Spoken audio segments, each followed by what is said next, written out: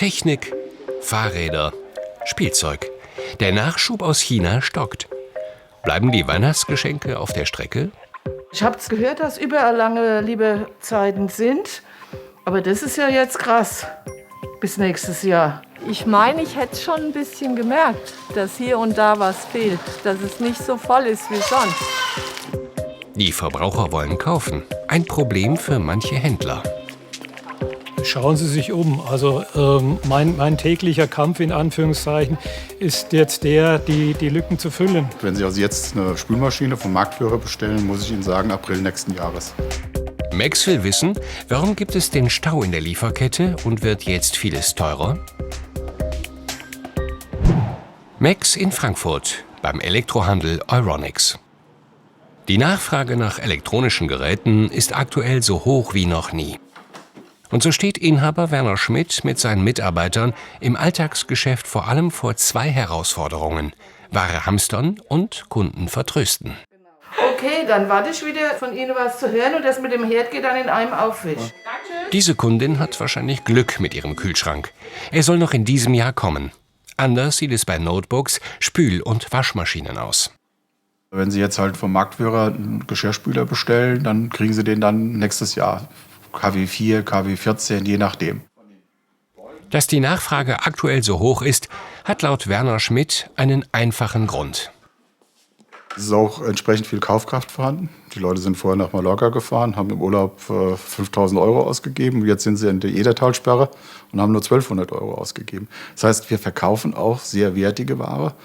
Und sie können in der Produktion und auch wir bei uns jetzt im Handwerk nicht einfach 20% mehr machen. Kaufkraft dank Corona und Urlaubsverzicht. Die Nachfrage deutlich höher als das Angebot. Noch größer ist die Nachfrage beim absoluten Corona-Gewinner, dem Fahrrad. Wir sind beim Fahrradhändler Rückenwind in Friedberg. Ware, die Inhaber Frank Behring 2020 bestellt hat, ist noch immer nicht da.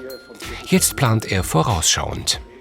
Wir haben bei vielen Lieferanten schon die Frühjahrsvororder für das Jahr 2023, also für die Saison in 2 Jahren platziert. Teilweise ohne jede Produktinformation und bei einigen Herstellern tatsächlich auch schon für 2024. Die Gründe für den Lieferstau aus Fernost sind vielfältig.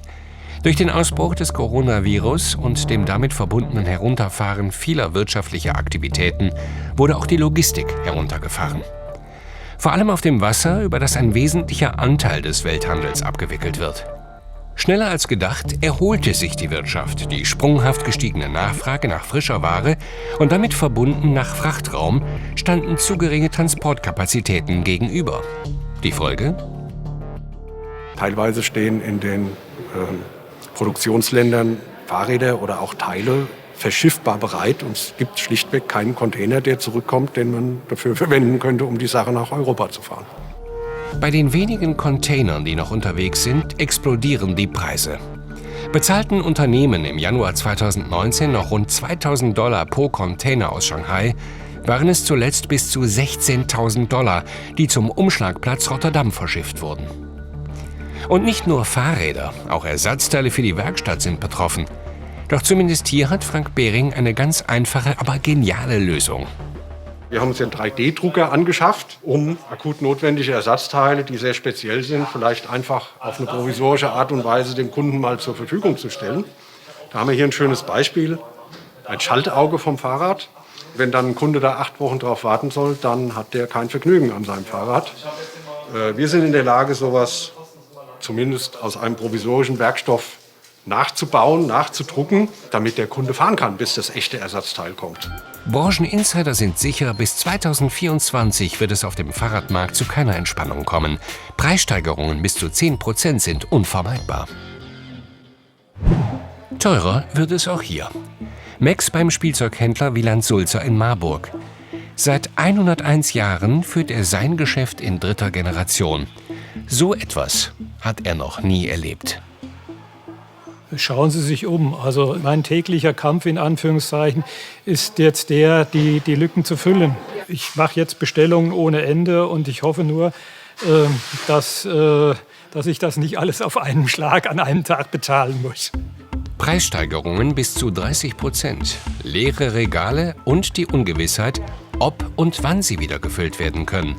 Wieland Sulzer hat für seine Kunden einen gut gemeinten Ratschlag. Es kommen nahezu täglich neue Preislisten ins Haus, die tendenziell alle nach oben gehen. Unser Job ist, eng mit dem Christkind und dem Weihnachtsmann zusammenzuarbeiten.